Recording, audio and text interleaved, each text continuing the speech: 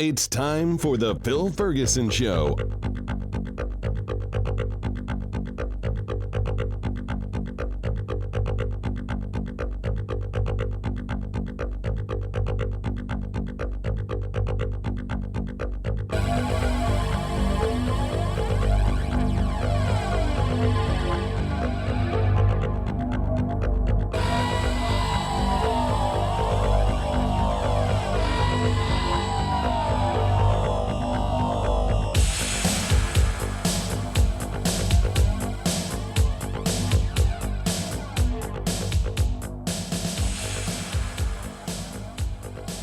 This is Phil Ferguson, and you are listening to the cleverly titled The Phil Ferguson Show.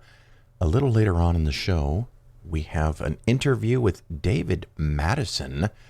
His newest book is 10 Things Christians Wish Jesus Hadn't Taught, and Other Reasons to Question His Words. Absolutely delightful book, very easy to read and or listen to, because I pay people to read books to me. That's right, I get audiobooks. I've never been much of a reader, sitting down with a book. I do it sometimes, but audiobooks changed my life kind of in a way, because when I have to go somewhere, or if I go out for a nice walk to get some exercise, or even when I mow the lawn with my noise-canceling headphones, which maybe I shouldn't do, but anyway, those 30 minutes here, 60 minutes there allow me to get in a book and consume it that way, where just sitting still and reading doesn't work so well for me, but that's okay.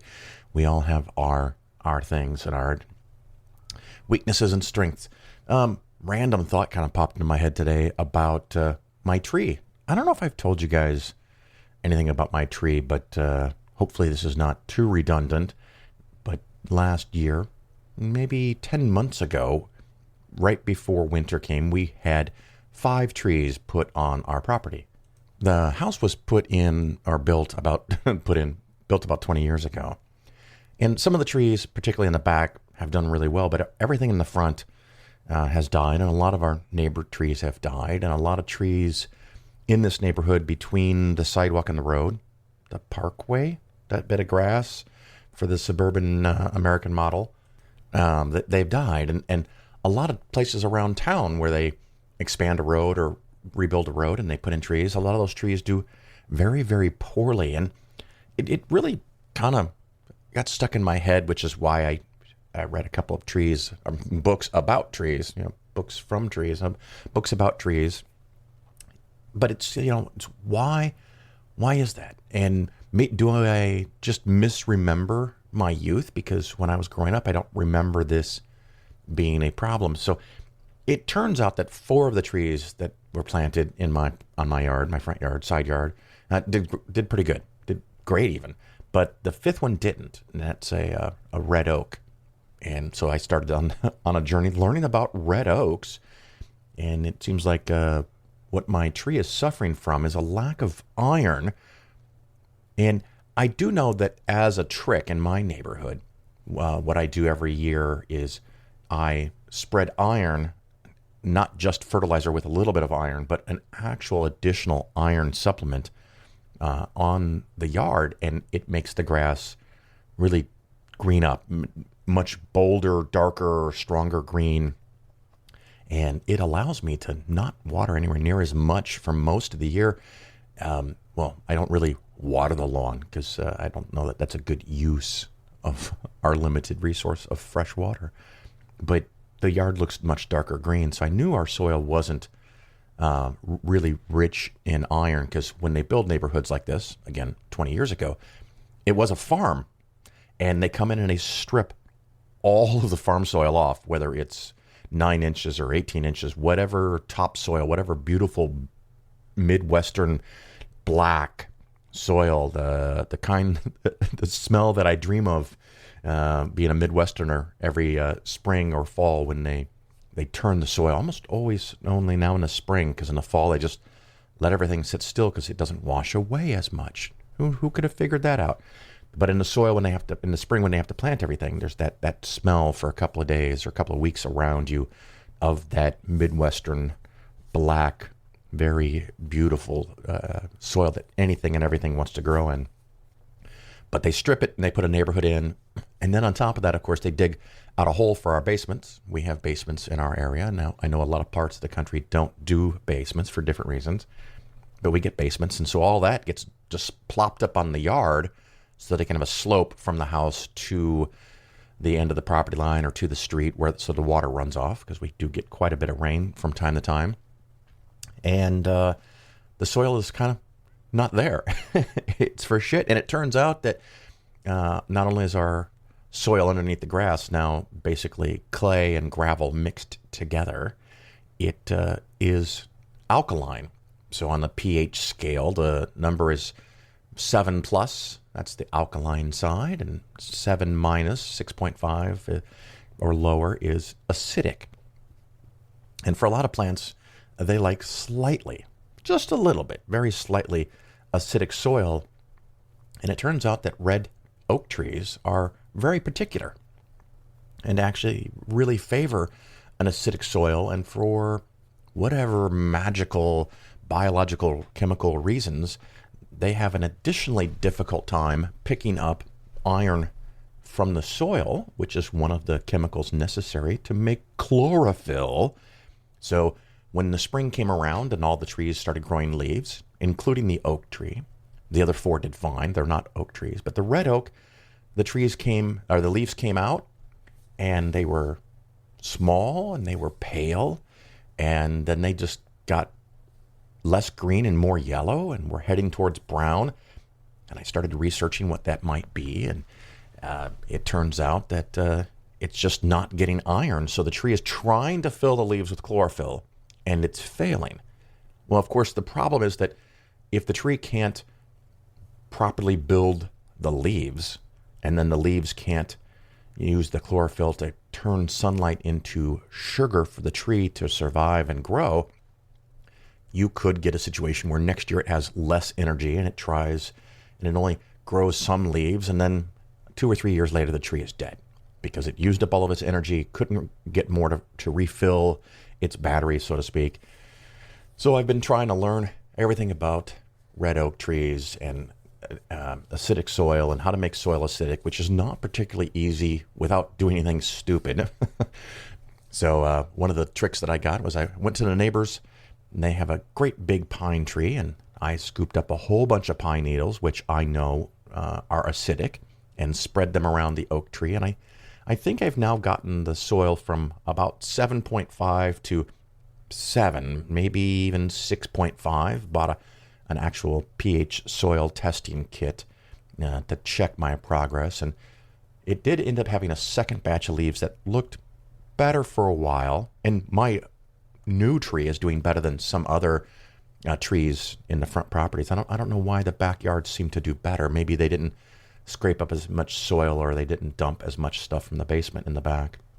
But the tree is hanging on, and we're getting to the point of the year where my goal now is possibly root growth and or, hopefully storing sugar here for a few more weeks before the leaves turn red, being a red oak, and shutting down for the winter. So fingers crossed, I'll keep you posted if I think of it, maybe next spring when the leaves come out again, and I've got some additional supplements to add to the soil to try to maintain the acidic soil, because soils tend to have a resting pH level, and you can treat the soil and make it acidic, but then it will bounce back with buffers that are in the soil back to where it was. And I may have to spend 2 or 3 years, a little time here and there, treating the soil and giving the tree extra iron and maybe a little bit of fertilizer because of the limited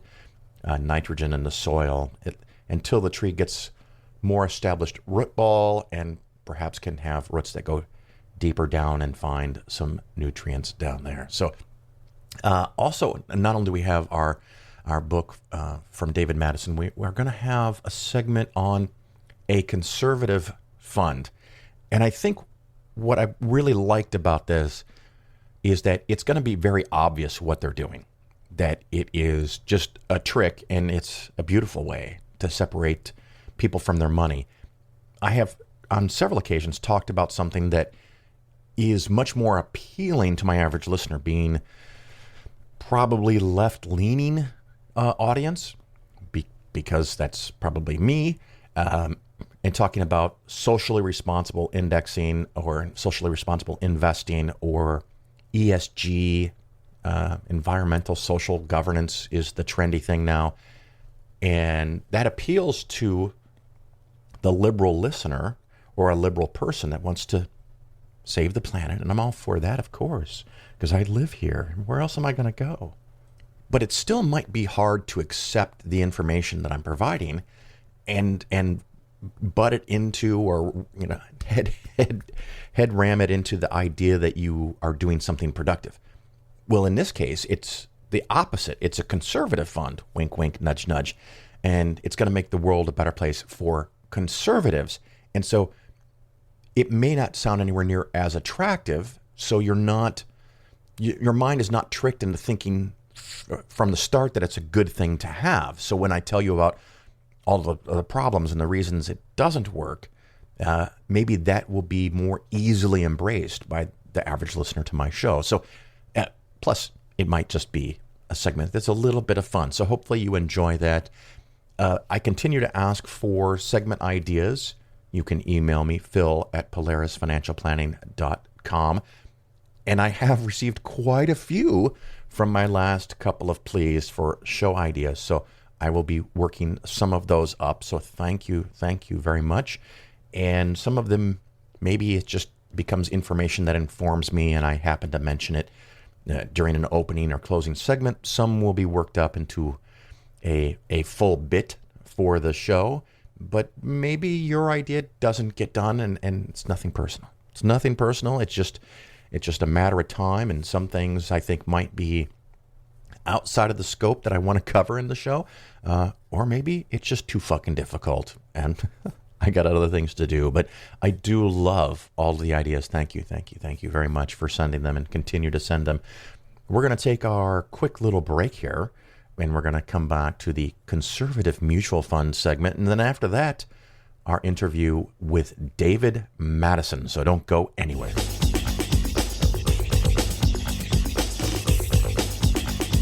The Phil Ferguson Show is for educational purposes only. Nothing said on the show should be interpreted as personalized investment advice. Your investments should be based on your situation, and you should consult with your financial advisor before taking any action. The show may contain ads. These ads are placed into the show by the hosting company after I finish recording and editing. I have little control over the content of the ads, and you should not assume that I support their products or claims. If you choose to support the show via the new Patreon page, that support does not create an advisor-client relationship.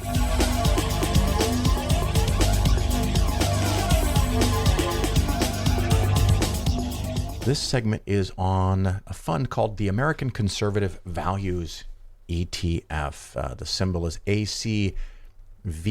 And what I'm going to try to do is take 5 clips from their little commercial on their website, and then half a dozen little clips on a Fox News business show where they interviewed the guy. And I think you're going to love it all. But if you ever had any doubt that a lot of business is just marketing, a lot of investment products are just marketing, this will make it clear. Because when I talk about funds that are social justice funds or, promote good governance and things like that, that people who listen to my show might actually want, it might be hard to hear the marketing, but hopefully you'll find this a little easier. And let's try our first sample. Conservative investors unknowingly support a liberal agenda contrary to their values through the ownership of index funds, mutual funds, and ETFs. Oh no, I'm helping the liberal agenda by buying stocks. Oh, the drama. Companies which are proudly liberal or hostile to conservative values. The liberal media. Oh, yeah, we can't forget the liberal media, can we? Gun control. Suppression of religious freedom and abortion. Illegal immigration and sanctuary cities. Wow, they're getting all the good stuff here. Sanctuary cities, abortion, they're anti-religion. Oh, just chaos. You don't want to support that. You want to use this super mega conservative fund, don't you? Politically conservative investors find your voice. Get companies out of politics. Wait, what? Get companies out of politics? I'm all for that. Is that now a conservative value? When the fuck did that happen? I might have to invest my money here. Invest the right way. It's time for the silent majority to speak with our wallets and cease inadvertently supporting the liberal agenda. Yeah, you definitely don't want to support the liberal agenda. So that's the fund. That's their marketing pitch. Just straight up hardcore marketing. They said 10 different buzzwords: the media, liberal agenda, people loving each other. It's just a laundry list of things that you are ginned up about and scared about every time you turn on Fox News or even the more worser media than Fox News. But this is a way you can invest your money and not support all that crap. Aside from the fact, as regular listeners know, you're not really doing anything anyway. You're not helping. So they're not helping by buying a conservative fund, even if this conservative fund actually did anything to promote a conservative agenda. It doesn't. Just a FYI, the expense ratio on this is 0.75%, and they're basically an S&P 500 fund where they pluck out a few companies, and so instead of you paying 0.05%, you pay 0.75%. Quite honestly, I think this is genius. You just make a fund and appeal to a subgroup, and you get Fox News to give you some free advertisement or even some paid advertisement, and you're on your way. Now, I also have a clip, and I have more pieces of it, so hopefully you like this kind of smashed together edited thing, because I'm going to throw some more at you. But this is an interview on Fox News, and I don't watch Fox News or Fox Business enough to know who this guy is, so I apologize. I don't know who the interviewer is. I think one of the segments drops his name, but he's talking to the CEO of the American Conservative Values ETF, and I'm just going to start it, and then I'll have my commentary along the way, piecemeal, one bit at a time. There's an ETF that directs conservative investors away from woke companies. This ETF will not invest in companies like the ones on your screen: Google, Apple, Starbucks, and Nike. Oh no, they're woke. Won't touch them. So this is where I get this anti-woke thing from. They're not going to invest in woke companies. It's not just liberal companies. It's woke companies. Oh no, it won't touch them. It almost sounds like he was being satirical. Did that sound like that to you? But anyway, let's continue and we'll learn more. If you won't buy all those woke stocks, what are your 3 top holdings that you will buy, that you have bought? I'm kind of surprised. That's actually a reasonably good question. What do you have? And we'll go over that in a few minutes, because I pulled it up on Morningstar.com, just like you can do. Morningstar.com, and you put in ACVF, you can find out. But a straightforward, easy question, and I'm going to assume that we're going to get a direct and easy answer, because they'll just tell us about all the conservative companies that they invest in. What we have tried to do is build an ETF that is going to get large cap exposure without having securities that we consider woke. That kind of felt like a not answer to me, and actually he just repeated what the interviewer said just a few seconds ago. They're picking companies that aren't woke, but I guess they're the S&P 500 minus a few companies that are woke, and they don't want woked companies. So, okay, well, maybe he has something that will help us understand more about how they pick and choose these companies. Sans the companies that are taking away conservatives' First Amendment rights and things such as that. What? Now it's not just conservative companies, it's anti-woke companies. And it's companies that are taking away conservatives' rights and things like that. What are the things like that? And what is the thing? What are companies doing that take away conservative rights? What are conservative right? Are there conservative rights and liberal rights? I mean, not like left and right, but the right to assembly. So are there certain rights that conservatives have that they're taking away? I mean, if a company was violating the Constitution somehow, they should just sue them, not make a conservative fund. But maybe I misunderstand. Let's let the gentleman continue. Our top holding is going to look a lot like the S&P 500, frankly, because we are attempting to meet S&P 500 type returns while eliminating woke companies in our portfolio. Is it just me, or did he add absolutely nothing with those words? We know it's an anti-woke fund.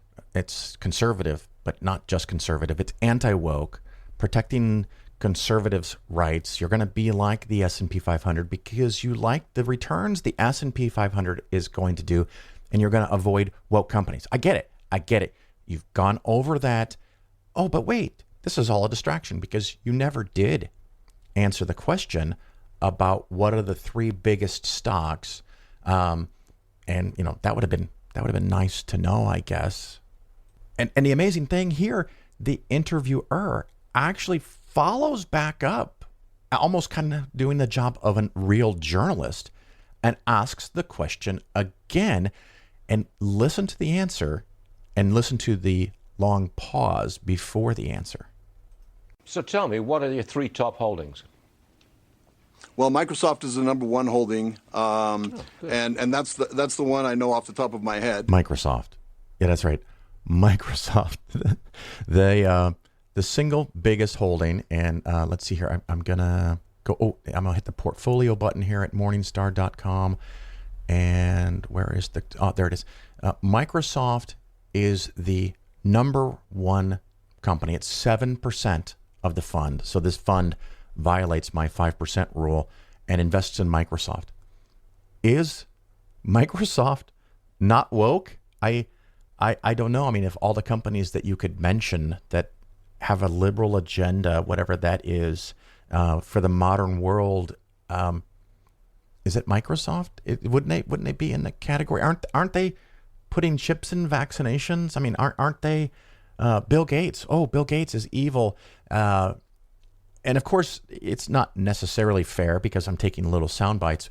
But the guy went on to say that, we like Microsoft because we see it simply as a software company. Okay, so I guess that's the rule you can apply to everything else, maybe. I put money in so long as you get me a great return. That's the big deal.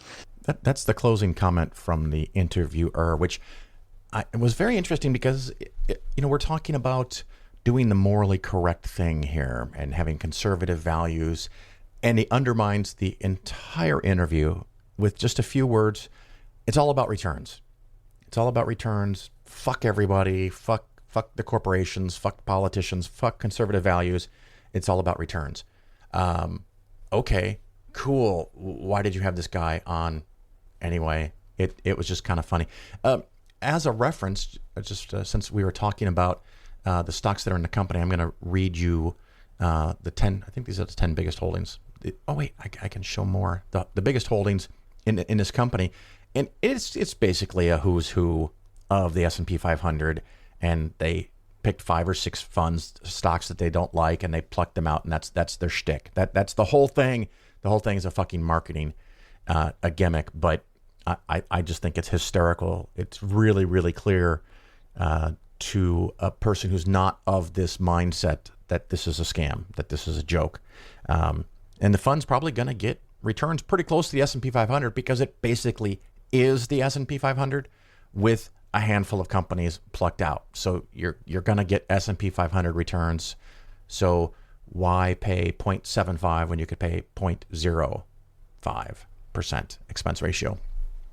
Just to give these guys a bunch of money for being clever. I also was really amazed. I don't know that I said this a minute or two ago, but this is the CEO of the fund and the only company of the top 3 that he knows, or at least claims to know. And which is worse, he doesn't have any other ideas about what the company owns as the CEO other than Microsoft. That's the only one he can remember. So my question is his memory that bad? Is he that uninvolved because he doesn't give a shit? Or does he not want to say the other companies? So that's why I'm going to go down this list. And so just for a moment here, I'm not going to read every company, but just some samples. Microsoft, Adobe, Berkshire Hathaway, NVIDIA, Home Depot, Procter & Gamble. Remember Satanism, Procter & Gamble with the 666 in the logo? Costco, Tesla. Oh, yeah, Tesla's.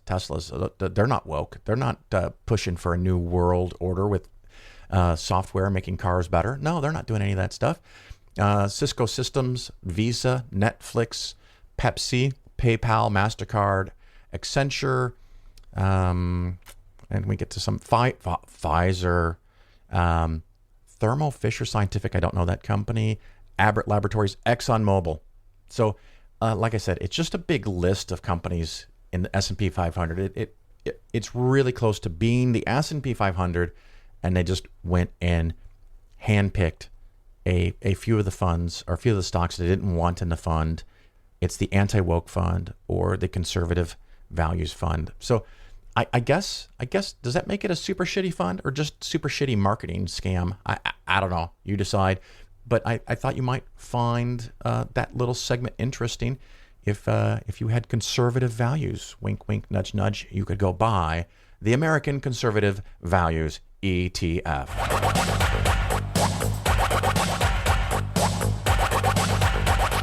You're listening to The Phil Ferguson Show. I'm sorry, but I don't want to be an emperor. That's not my business. I don't want to rule or conquer anyone. I should like to help everyone if possible. Jew, Gentile, black man, white. We all want to help one another. Human beings are like that. We want to live by each other's happiness, not by each other's misery. We don't want to hate and despise one another. In this world, there's room for everyone, and the good earth is rich and can provide for everyone. The way of life can be free and beautiful, but we have lost the way. Greed has poisoned men's souls, has barricaded the world with hate, has goose-stepped us into misery and bloodshed. We have developed speed, but we have shut ourselves in. Machinery that gives abundance has left us in want. Our knowledge has made us cynical, our cleverness hard and unkind. We think too much and feel too little. More than machinery, we need humanity. More than cleverness, we need kindness and gentleness. Without these qualities, life will be violent and all will be lost. The aeroplane and the radio have brought us closer together. The very nature of these inventions cries out for the goodness in men, cries out for universal brotherhood, for the unity of us all.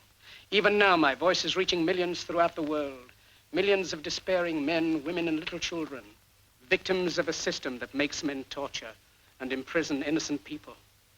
To those who can hear me, I say, do not despair. The misery that is now upon us is but the passing of greed, the bitterness of men who fear the way of human progress. The hate of men will pass and dictators die, and the power they took from the people will return to the people. And so long as men die, liberty will never perish. Soldiers, don't give yourselves to brutes, men who despise you, enslave you, who regiment your lives, tell you what to do, what to think, and what to feel, who drill you, diet you, treat you like cattle, use you as cannon fodder. Don't give yourselves to these unnatural men with machine minds and machine hearts. You are not machines. You are not cattle. You are men. You have the love of humanity in your hearts. You don't hate. Only the unloved hate. The unloved and the unnatural.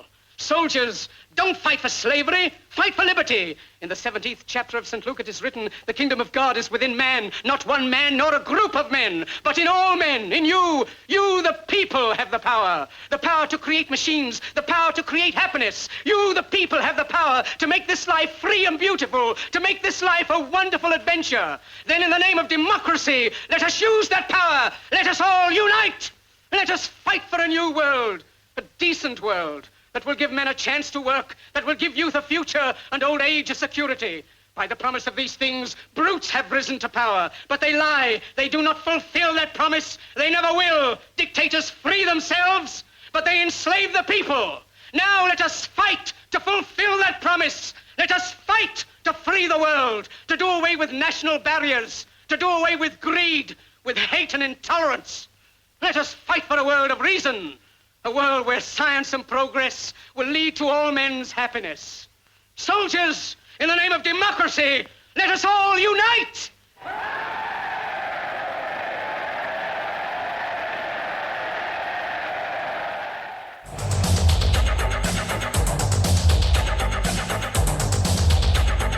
All right, everybody. As promised, up next, a friend of a friend referred to me and actually wrote a really cool book. It's not too long so you can handle it, but it's long enough to contains all the things that you think it should. And of course, the title of the book, 10 Things Christians Wish Jesus Hadn't Taught, and other reasons to question his words. With me today is David Madison, the author of this book. How are you today, sir? I'm fine on a sunny afternoon in New York. In New York, excellent.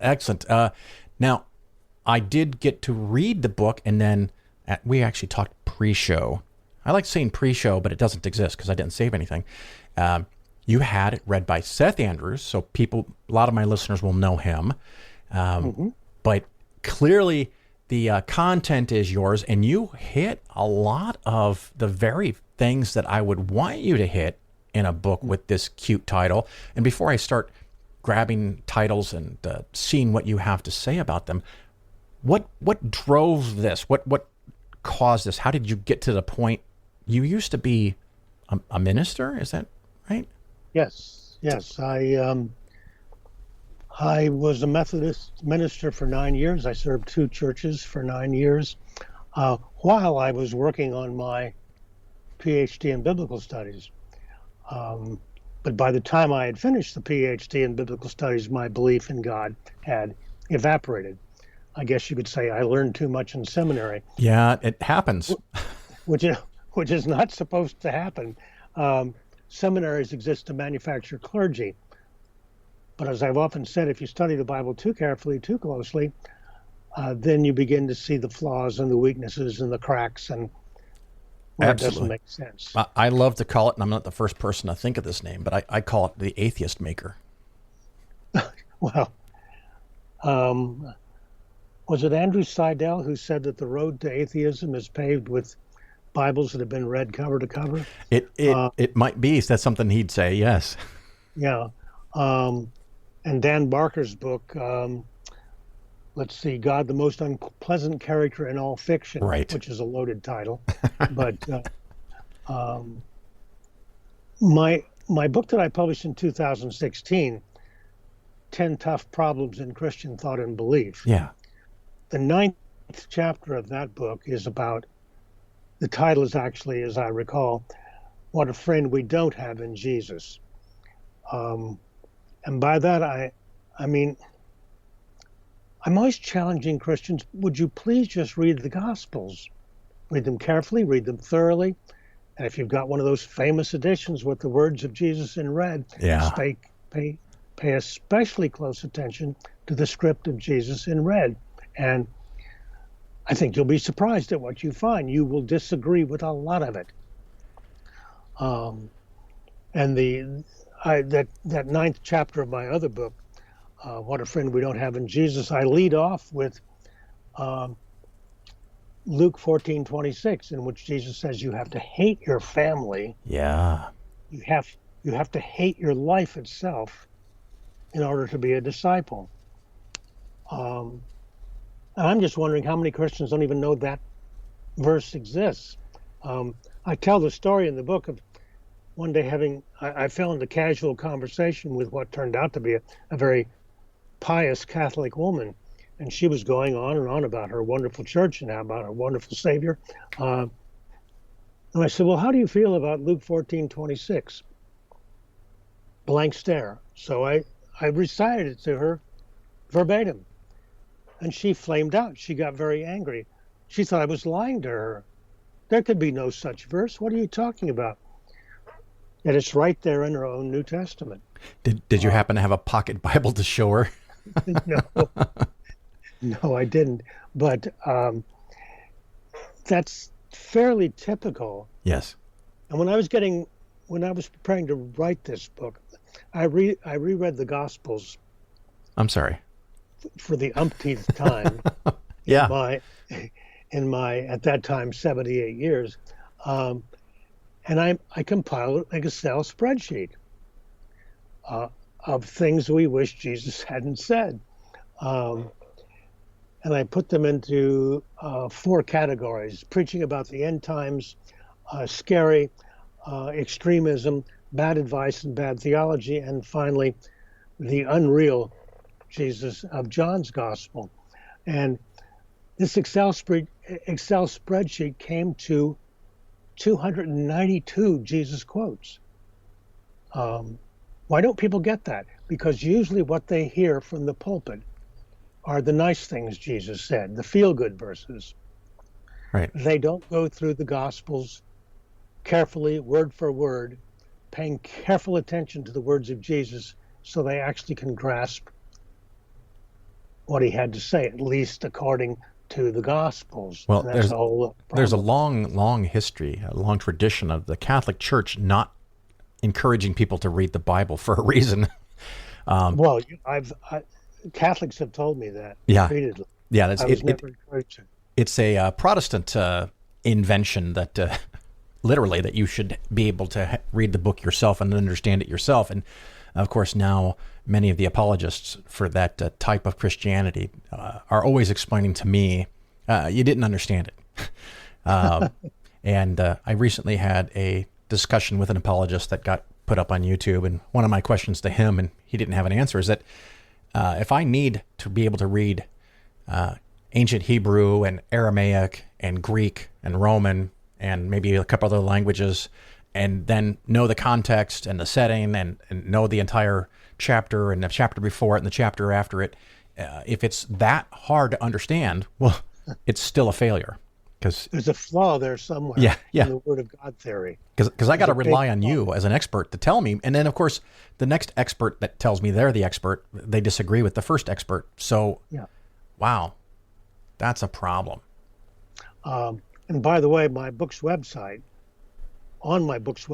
there is a tab that says Bad Jesus Quotes, and there you will find the table of all 292 bad Jesus quotes. Nice. And that website is www.badthingsjesustaught.com. Now, that's not every red-lettered sentence. That's just the ones you think are bad. And people will disagree with me. Yeah. But I mean, that's not everything that Jesus said. No. These are just the quotes I picked out as. Yeah. Because even a broken clock can be right every once in a while. Love your neighbor sounds pretty cool. But what? Just for laughs, because I know the answer. What is one supposed to do if you want to join Jesus and follow him, but your dad just died? Oh, forget about burying your father. Come and follow me. Yeah, it's absolutely amazing. And do you need a sword to follow Jesus? Well, he didn't come to the earth to bring peace, but to bring a sword. And you should have one too, but what if you don't have the money to buy a sword? Well, you're supposed to give up all your possessions. And maybe if you do that, then you'll have enough to buy a sword. You even have to sell your clothes. It's amazing what's in this book. I came at this project wondering, how do Christians deal with these things? Yeah. And the basic answer is they don't, because they're not aware of them for the most part. And so my purpose in this book, is to appeal to a wide audience of Christians to deal honestly with this category of 10 things that Jesus taught that they wish he hadn't taught. What are the implications for faith? If your holy hero says so many things that you disagree with, Right. it's a conundrum. It's how do you do this? How do you deal with it? And back to your issue of understanding. A number of years ago, conservative scholar Ben Witherington wrote a 400-page commentary on the book of Romans. And at the very beginning of the book, he says, it takes a considerable period of time to understand this book. And I'm thinking, that's a horrible admission for an evangelical scholar to make. Right. The Gideons have given away, wait for it, 2 billion, that's with a B. The Gideons have given away 2 billion Bibles. They're in the hotel rooms all over the place. And the assumption is you open the drawer and there's the Bible. You can pick it up and read and understand God's word. It's there for the taking. Right. But that's really not the way it works.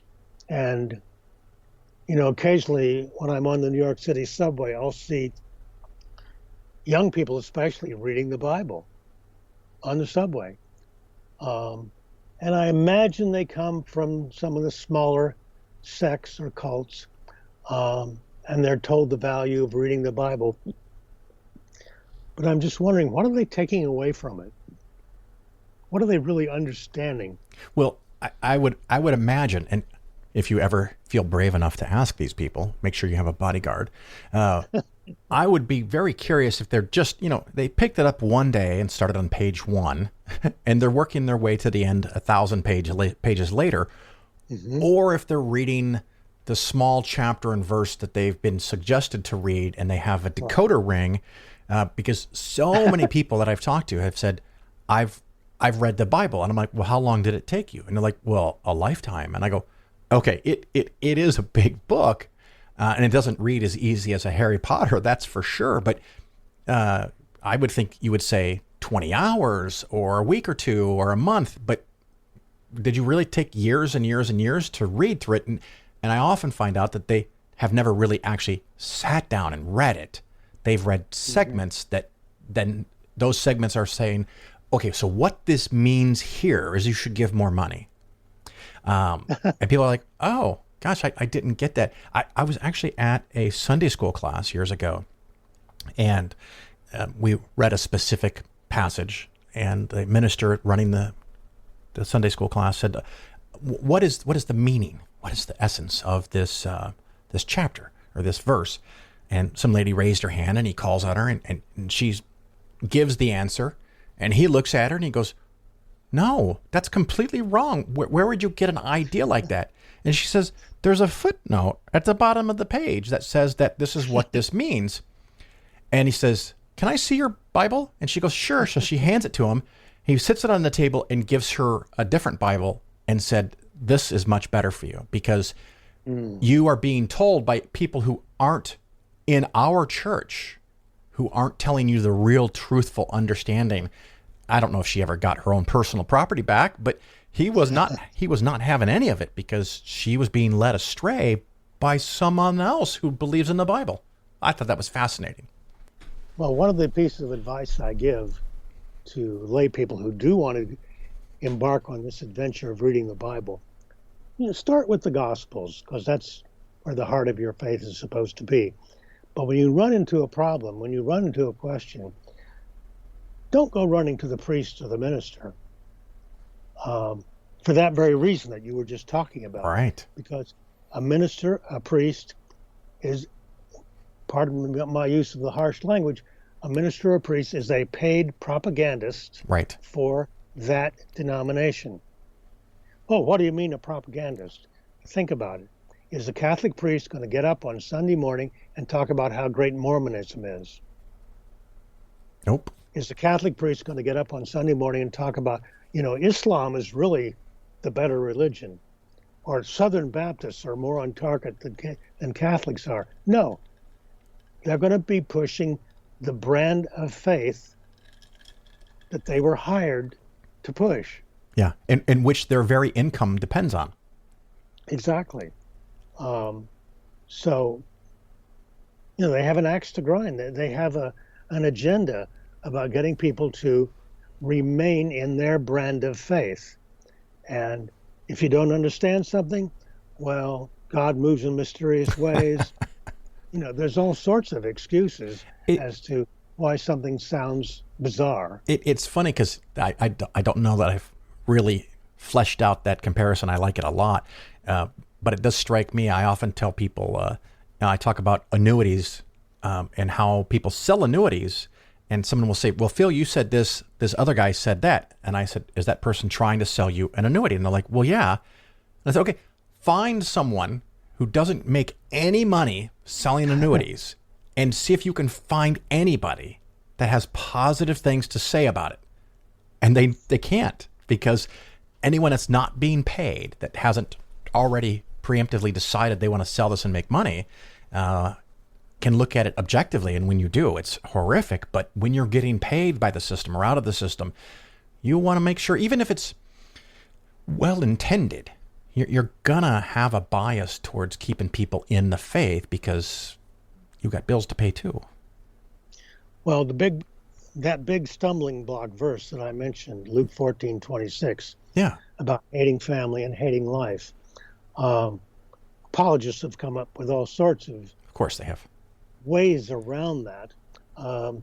The Message Bible even deletes the word hate, and instead translate it, you have to let go of your father. You have to let go of your mother. And as I say in the book, does that really make it any better for the average Christian who stumbles across that verse? Well, Jesus couldn't have meant hate. Well, yeah. Okay. Why do you say that? Because you have an image of Jesus that has been drummed into your head since you were a toddler. Jesus couldn't have meant hate. But Hector Avalos, the late Hector Avalos, in his book, The Bad Jesus, has a 39-page chapter in which he explains completely, thoroughly, in detail why the Greek word hate there means exactly what it seems to mean. Yeah, and it's funny because everyone that has copied, rewritten, translated, scribed, whatever, they had all the opportunities of the last 2,000 years to take that word out, and they didn't feel comfortable doing so. Well, modern translators, some of them show no such discomfort. I asked the question in my book, is it okay with you that the translators have lied to you? Yeah. Is that okay? And if somebody comes at me with, oh, well, Jesus couldn't have meant that, my simple question is, are you an expert on ancient Aramaic, on ancient Greek?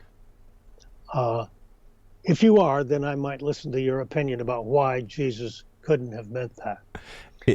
It strikes me like the person, I just had an argument earlier today, a brief argument on Facebook, which I probably shouldn't do for my own health concerns, where we were talking about vaccinations, and they said, I've already done my research.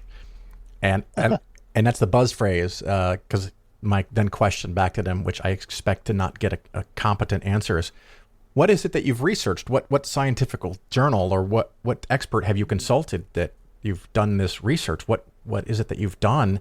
And the same thing with the Bible. You're not really going into scholarly review. You're just taking it from the one person that you happen to see every Sunday. The other thing I wanted to, if I can transition a little bit here, lots of great things. Like you said, there's the 10 things, and then there's a part 2 of the whole book. But the first one is be careful not to love too much. I know all about that. That was awesome. A really good way to hit people over the head to start with. Number 2, don't worry about basic human needs. When we touched on that a little bit. This next one, I guess I missed it. So I was so delighted to read it. It's never say no to a borrower. How did Yes. I mean, I have literally from the beginning to end read the Bible, and I've missed this. It's not been something in my speeches, so I'm going to have to include it. But for the listeners, what are you talking about here? Never say no to a borrower. What's that chapter about? Well, there are several verses that fall into the category of bad advice. Yeah. And never say, when someone asks to borrow something from you, never say no. Really? Yeah. That's interesting. Is that a good? The Christians really follow that? And in that same text, if anyone forces you to go 1 mile, go also the 2nd mile. This is perhaps a reference to Roman soldiers who wanted to coerce civilians into carrying their baggage for a mile. Well, just don't do it 1 mile, do it 2 miles. But then the next one, if anyone wants to sue you and take your coat, give your cloak as well. How many Christians have gone to court over the millennia and followed this piece of advice? I can't imagine that number is very large. Yeah. And give to everyone who begs from you. These are pieces of bad advice. Now, one thing that might help to explain, and this I cover in the 10th chapter of the book, especially in Mark's gospel, Jesus is portrayed as an apocalyptic prophet. Yes. The end is near. The kingdom of God is at hand. At his trial, he promises those at his trial that they will see him. They will see him coming on the clouds of heaven. This is not something that's going to happen in 1,000 years or 2,000 years. It was going to happen then, soon. The kingdom of God was going to descend on earth. The Messiah was going to arrive to set things right, to get even, to throw out the Romans. So some of what strikes us as just being totally impractical advice about always giving to someone who wants to borrow and never saying no to a beggar, that might make sense if the end of the world is, if the end of the age is, just a few days away or a few months away. That might help to explain this extremely naive advice that we find on the lips of Jesus in the Sermon on the Mount. It's just absolutely amazing. Give your stuff away, hate your family, you got to come with Jesus. And if you buy into this, I don't know, this cult, you've isolated yourselves, you've gone and followed some guy because everything he says matters, because nothing else matters, because like you just articulately said, it's all about the end anyway. So there's no value in saving, there's no value in investing, or like Jehovah's Witnesses, there's no value in education, because what are you going to do with it? You're not going to be here in 5 years. So there's no point wasting your time when you could go out and be saving souls. But of course, that segues into the one of the other subjects is that number 8. Jesus doesn't want everyone to understand. Walk me through that if you can. Okay. In the 4th chapter of Mark, and scholars, devout Christian scholars, have been stumbling over this for a long, long time. Jesus explains a parable to the disciples, and he tells them, I tell people parables basically to fool them, so that they won't repent, of their sins and be forgiven. Right. And this is just so counterintuitive. And in this text in Mark 4, he also quotes a scary verse from Isaiah, in which Yahweh is promising horrible vengeance on the people who disobey him. Why would Mark bring that horrible text into the story about Jesus? Well, for one thing, the concept of a loving God did not replace the concept of a wrathful God that we find in the Old Testament. Jesus says enough about hellfire and being sent to eternal fire to give you a clue that the God of wrath in the Old Testament is still very much present in the New Testament. And ironically, also in that 4th chapter of Mark, there's the line, Jesus did not teach them in anything. He talked to them only in parables. Well, if you read John's gospel, you'll discover that Jesus doesn't teach in parables at all in John's gospel. So something is definitely out of sync.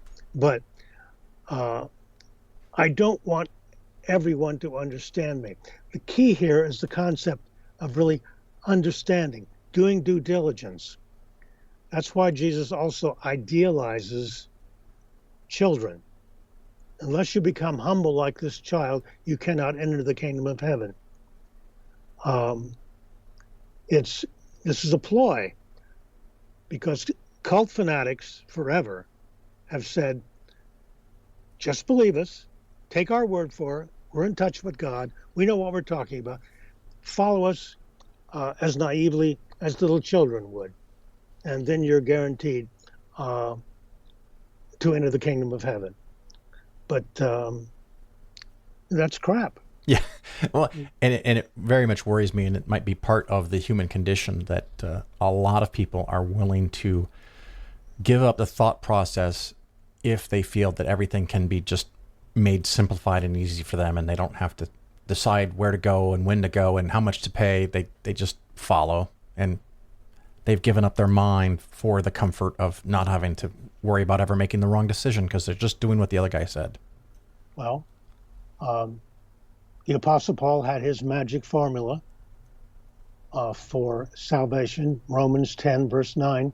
If you say with your lips and if you believe in your heart that Jesus was raised from the dead, you'll be saved. Yeah. Now, how does this differ from one of the magic spells in Harry Potter? You say something with your lips and you believe it in your heart that Jesus was raised from the dead, and wow, you're into the kingdom of heaven. Same basic thought in John 3:16. God so loved the world. Whoever believeth in him will have eternal life. I mean, there's a lot of the Gospels about doing good, Right. like the parable of the Good Samaritan. But these two theologians, Paul and the author of John's Gospel, they did a lot of damage in terms of bringing magical thinking into the heart of Christianity. And people don't notice it. They're trained not to notice it. Yeah. I've actually had conversations with religious people about Harry Potter. They were mostly when Harry Potter was still, putting out new books and new episodes. But they really, really had been taught to oppose the magic. And magic's not good, but what they're doing is magic too. Yeah, that's right there. Yeah, I need to be respectful of your time. Of course, let me give the book title here one more time. 10 Things Christians Wish Jesus Hadn't Taught and Other Reasons to Question His Words. Is there anything that I've failed to cover that you want to throw out there? Websites, how to contact you, a chapter we didn't discuss that you want to make sure we get in? Well, there's these 10 categories of Jesus' sayings. Right. That should bother people. And I point out there is an escape. There is a way to, you can breathe a sigh of relief because maybe, just maybe, Jesus didn't say these things at all. Yeah. Now, do you really want to go that route? But the 11th chapter of my book, I think, is the longest one, in which I describe the 4 obstacles Yes. that stand in the way of us really having the words of Jesus. And there in that chapter, I challenge readers to really think carefully about how in the world would the words of Jesus have been preserved. There was 40 years between the death of Jesus and the writing of Mark's gospel.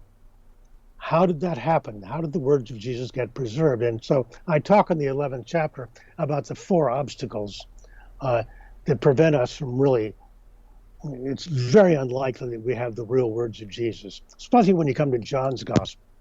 Yeah. So much of John's gospel is not in the other 3 gospels. Where did he get all this stuff?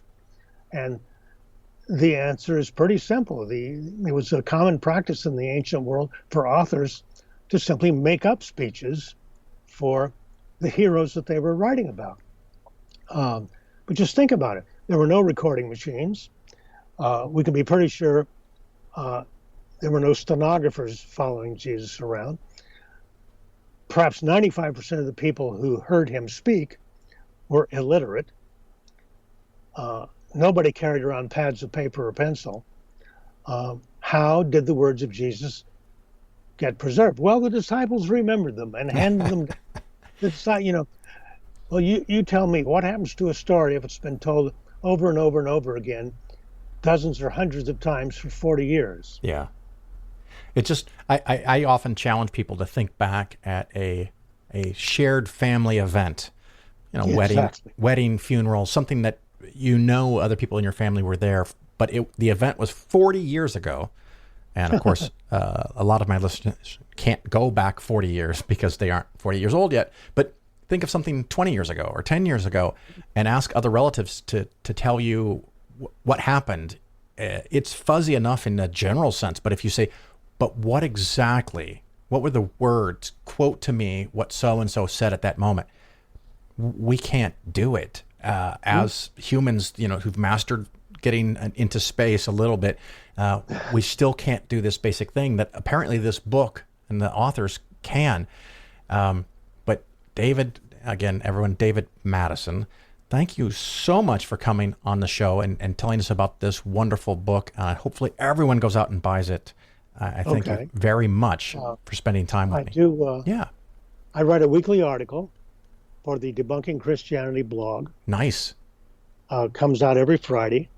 I have my YouTube channel, which has now more than about 140 videos, under 5 minutes each, on the falsification of Christianity.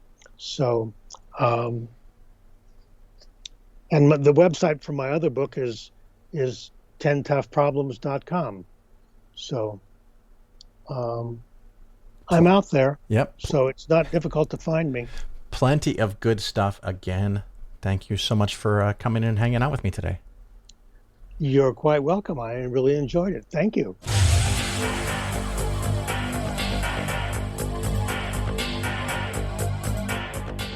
And they told me the story all about this guy named Lehi who lived in Jerusalem in 600 BC. Now, apparently, in Jerusalem in 600 BC, everyone was completely bad and evil, every single one of them, man, woman, child, infant, fetus. And God came to Lehi and said to him, "Put your family on a boat and I will lead you out of here." And God did lead them. He led them to America. I said, America? From Jerusalem to America by boat in 600 BC? And they said, yes. Then they told me how Lehi and his descendants reproduced, and over the course of 600 years, there were two great races of them, the Nephites and the Lamanites. And the Nephites were totally, totally good, each and every one of them, and the Lamanites were totally bad and evil, every single one of them, just bad to the bone. Then, after Jesus died on the cross for our sins, on his way up to heaven, he stopped by America and visited the Nephites. And he told them that if they all remained totally, totally good, each and every one of them, they would win the war against the evil Lamanites. But apparently somebody blew it, because the Lamanites were able to kill all the Nephites, all but one guy, this guy named Mormon, who managed to survive by hiding in the woods. And he made sure this whole story was written down in reformed Egyptian hieroglyphics chiseled onto gold plates, which he then buried near Palmyra, New York.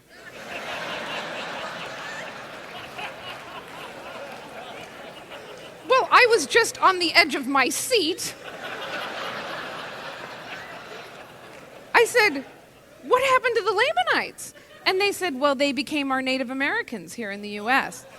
And I said, "So you believe the Native Americans are descended from a people who were totally evil?" And they said, "Yes." Then they told me how this guy named Joseph Smith found those buried gold plates right in his backyard. And he also found this magic stone back there that he put into his hat and then buried his face into, and this allowed him to translate the gold plates from the Reformed Egyptian into English. Well, at this point, I just wanted to give these two boys some advice about their pitch. I wanted to say, okay, don't start with this story. I mean, even the Scientologists know to start with a personality test before they start telling people all about Xenu, the evil intergalactic overlord.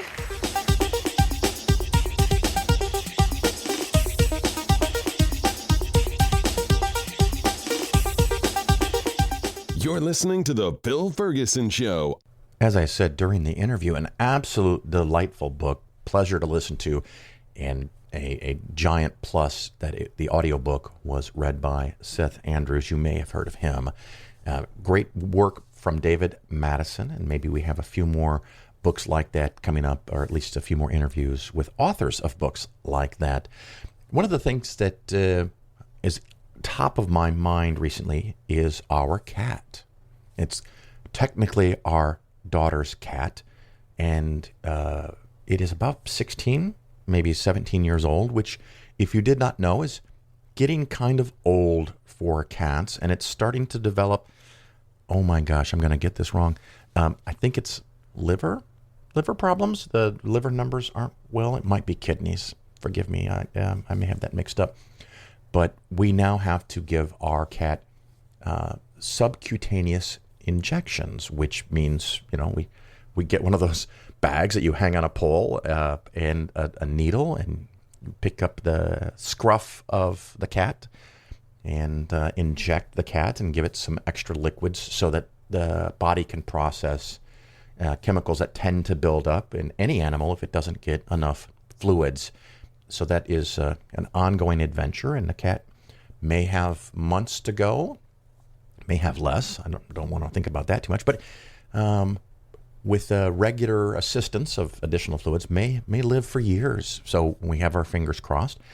One of the funny things, though, is that a couple days ago, 4 or 5 days ago, I was trying to take off the needle that we had used to put on a new needle so that it would be ready for the next injection. And I slipped. I pulled off not the needle from the line, but I pulled off the cap of the needle, and just as a reflex, my hand went right back to where I was trying to pull apart part of this line, and my hand went back, and the needle from the tip of the line went completely through my thumb, and I mean from one side to the other. Thankfully, it's a little bit on the fleshy palm side, and apparently my thumb was bent a little bit. I missed the bone. I'm not sure if I hit a nerve or anything, but I have gone to the clinic, and it was kind of amusing. I was in the clinic, and I said that, where is the litter box? Oh, not just... so we were concerned it would get infected, and I got some antibiotics. I also got a shot for tetanus shot, just in case, because, why not? Because I didn't know when I last had a tetanus shot, which is probably more than 10 years ago, because one doesn't generally go out and get tetanus shots. Maybe I should have a better schedule and make sure I get those. But it only seemed fair that one of the treatments for accidentally stabbing yourself is to get another injection. So that was some fun. My thumb is doing quite a bit better now, but on one side of my thumb, there's a weird nerve thing where when my thumb hits almost anything, or if I try to grab something the wrong way, I get a shooting, tingling pain, like you might get with your funny elbow, or when you hit your elbow on something hard and you get that tingle shooting down your arm. I get that in my thumb and my hand when I hit that just the wrong way. So I'm hoping that goes away. But, if it doesn't, just another unique trait.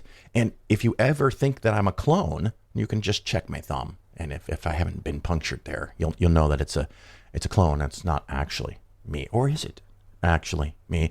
Anyway, so working on the cat. Our cat, by the way, is the loudest, most talkative cat I've ever seen in my life. And through most of my life, we've had a cat or two cats. As a kid, we had cats.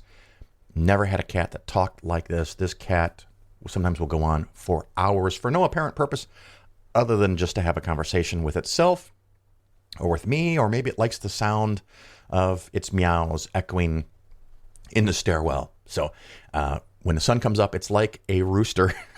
It lets us know that it's now getting light outside, and therefore more food must be required, which thankfully, delightfully, now that it's getting the additional fluids, its appetite has increased dramatically. So that's a very, very good sign.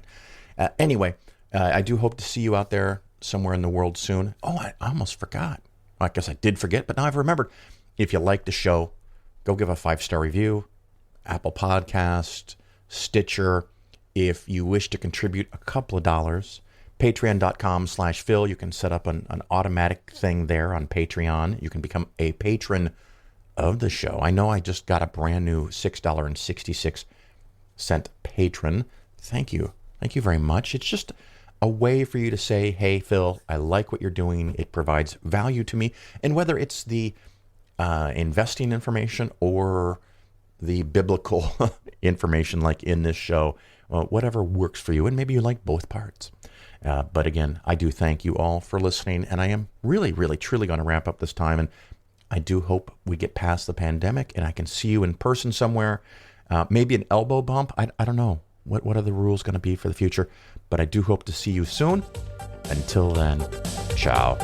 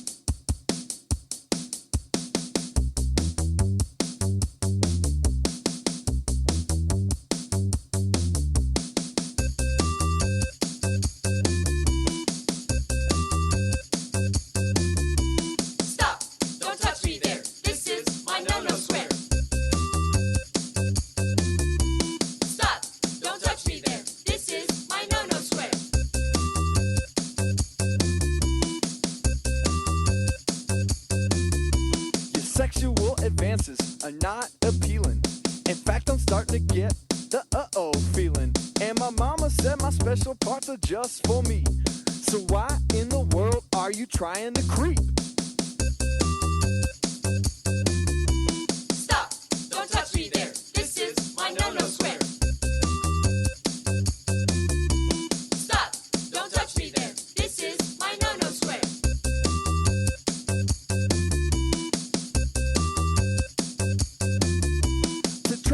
My square takes a lot of nerve. Who do you think you are, you freaky deaky perv? There's a dude with some candy in a shady old van. I think he wants to mess with my purity plan.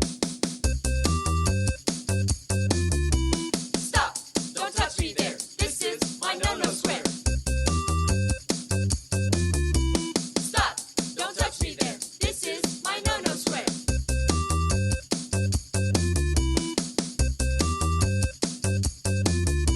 My square's not a circle or a period or dot. It's just my one little very own spot. So keep your grubby little dirty little hands off me while I want to respect my privacy. I just want to be left all alone, so step off me and go back home. I'll tell you again if you're not aware that this is my own no-no square. Stop! Don't touch me there. This is my no-no square. Stop!